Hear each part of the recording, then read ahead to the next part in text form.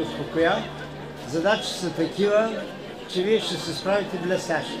Пожелавам ви пълен успех. И ако някой не е на първо място, не се сърдете.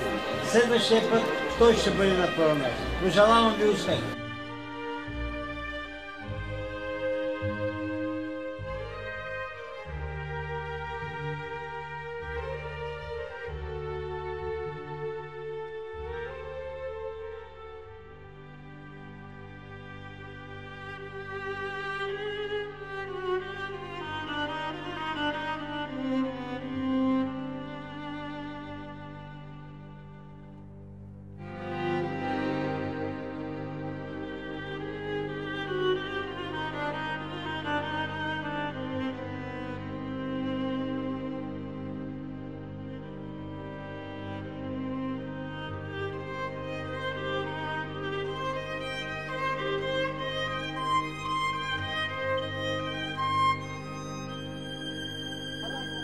Уважаеми господин Русев, какво е усещането да бъдете председател на журито на един такъв конкурс, който няма граници?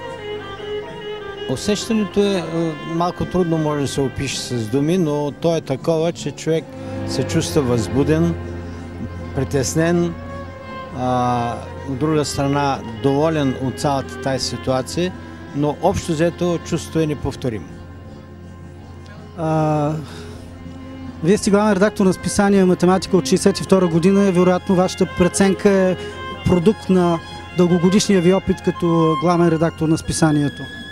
Това до известна степен е верно. Аз поради дългите години, които съм работил в списанието и поради контакта ми непрекъснат с български ученици, съм участвал в създаването на много математически състезания, на математически турнири, на международни олимпиади, всички. Тъй, че наистина това е едно чувство, което непрекъснато се поддържа благодарение на инициативата на българските учители, на българските ученици, на тяхната любознателност.